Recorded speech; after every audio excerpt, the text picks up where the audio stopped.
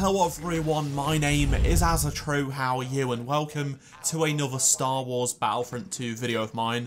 And in this video I am going to be talking about the brand new community transmission which has released today. And it's actually quite unusual for us to get a community transmission so far away from an update, but it's good that this has happened. Today's community transmission is detailing the brand new squad system, which is releasing at the end of this month in this month's update. Now, some people may think this is not a substantial change, but in reality, it is. We've been asking for this since launch, and I'm glad it's finally here, and fingers crossed it is a fantastic addition to the gameplay of the game, because at the end of the day, the core thing about this game is gameplay. It's a game, and it needs to be good. I'm really excited to try it out, and hopefully modes just get better. So Ben has posted a really long blog post detailing it with lots of information, and I'm going to be talking about it right now, giving you all of the info as well as my opinion toward the end of the video. Ben starts off by saying, coming in the September update, the new squad system will allow you to rejoin your friends, allies, and the action much quicker than before. There is a keyword glossary which will help you out understand some terms. So the first term is game groups. These are formed within the social hub menu of Battlefront 2. When you're on Battlefront 2 and you're on the main menu, you can select which friends you want to invite in-game to your game group. Squads are groups of 4 players that enter a game mode together. And then you have Platform Party, and these groups are formed outside of Battlefront 2 on your platform of choice. So if you invite people using Origin, Xbox Live, or PlayStation Network. Ben also mentions that they should highlight that there is no connection between a Platform Party and game groups. There is one exception, and this occurs on the PlayStation 4, where players can create a game group outside of the game with the Play Together feature. It's not exactly clear how it will work when you're trying to invite people outside of the game and inside the game to join a squad. I guess we'll find out when the update does release at the end of this month. Now let's talk about forming a group. So if you're already playing with a group of friends as either a game group or a platform party, you will be placed together in a squad when you enter a game.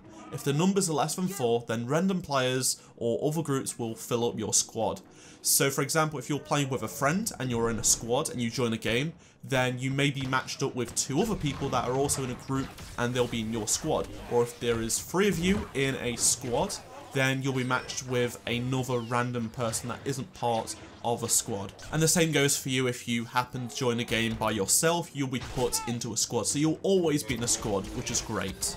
Squads will persist between rounds on the same map, so you will have the same squad throughout the entirety of playing one map. However, when you change map and it's a different game, then there will be a new squad formed. When the new squads are formed, you will always be put into one with the members of your game group.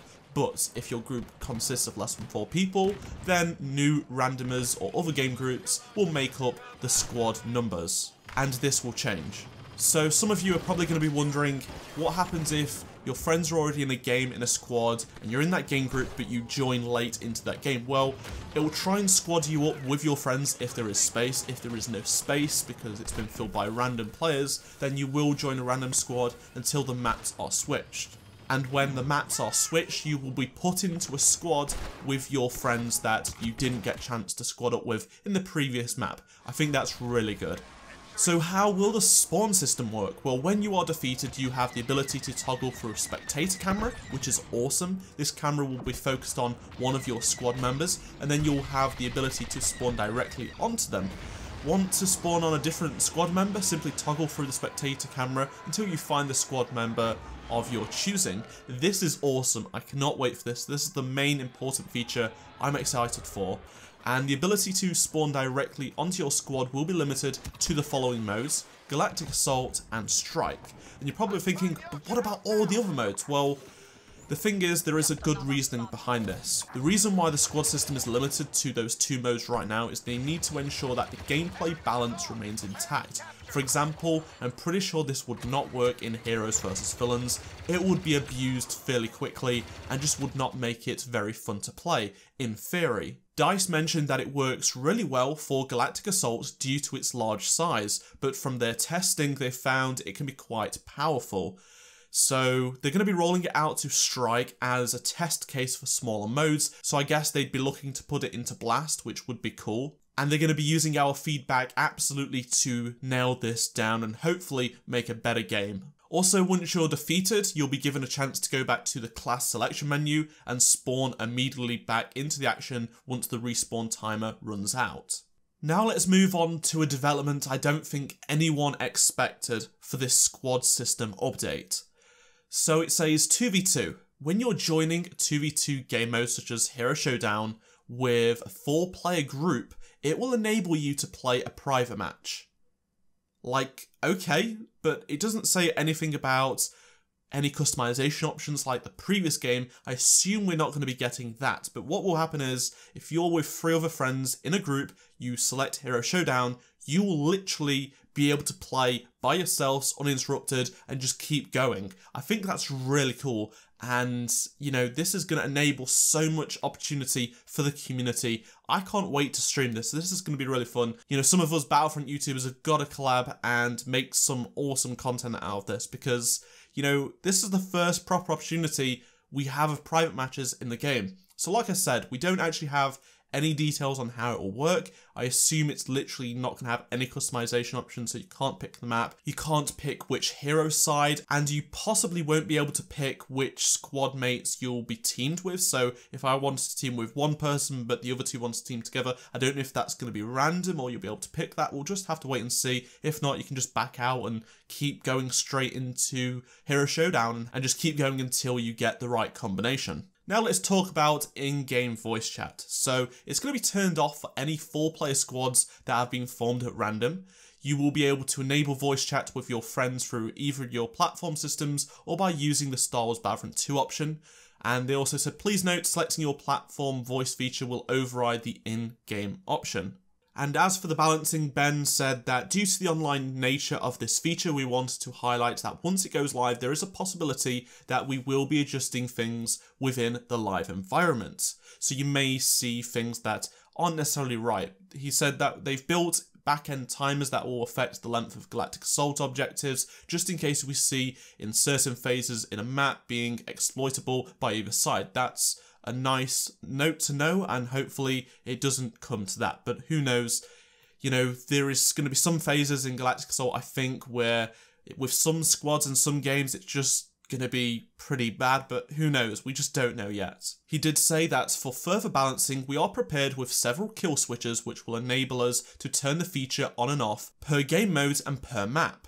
This will enable us to react quickly should we find balancing becoming an issue. So for example, if Galactic Assault and Naboo, there is a huge issue with Phase 2 squad spawning, they would be able to kill switch it for that map and that mode specifically, which would mean they could fix it and work it out and just see what they can do without leaving it for a month and it being absolutely broken on that map. And Ben says with features that are in development, there are a few things that can change as we progress between now and release, and if anything does, he'll keep us posted along the way. That's good to hear, and I cannot wait to get hold of this squad system update. It's going to be awesome. Before I end the video, I just want to add a couple of tweets into the mix. So Ben said yesterday that this is the first community transmission of this type, and it's where we look to break down upcoming content, features, and talking points. A community transmission isn't just about an update is coming, it's a framework, if you will, talking about things we think you may find interesting.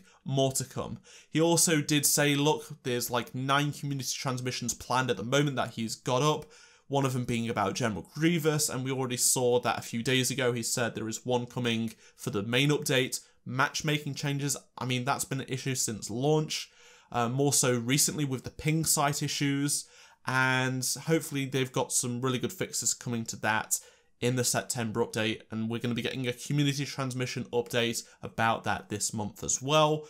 You know, we're going to be having one about the Clone Wars stuff like Geonosis, one on the vehicles, Obi-Wan, all kinds of stuff. Ben did mention that they have specific changes to the ping system coming in the updates this month, alongside a host of other matchmaking tweaks and improvements. And he said there is another CT, like I said, coming for that soon. I guess we could get that next week, and then the update will be in the last week, so we'll get a community transmission in like maybe the 3rd week of September. We'll see. We'll just have to wait and see. I don't know what's going to happen, but hopefully it is frequent. This is what I like about this new wave of communication. So where we was waiting sort of a month or and a half for a community transmission about an upcoming update, we're basically getting like 3 a month now, 1 every week, which is great because it means we're not waiting 3, 4 weeks, 5 weeks, 6 weeks for any news and a few tweets and comments on Reddit from Ben. We're actually going to be getting a substantial blog post detailing stuff that's coming within that month. I'm really excited about this, and I'm glad this is becoming more frequent. It just means we can have more things to talk about, and if there is something we really don't like in that community transmission, we can voice our feedback before that thing does release, and hopefully they can make adjustments. Oh, and one last thing before I go. Dennis has been discussing voice lines of General Grievous and more on Twitter. Go check out his tweets. He's being a little bit more active now. It's really good to see him tweet more, and hopefully we get to see General Grievous as soon as possible. Let me know your thoughts on everything I've discussed in this video in the comment section below. What do you think about the new squad system? Are you excited for it? I'm most excited for that 2v2 Hero Showdown squad battle. That's going to be awesome. And drop a like if you enjoyed this video, and check out any of the 2 previous videos on screen if you did miss them. And I shall see you all in my next Star Wars Battlefront 2 video of mine. Goodbye.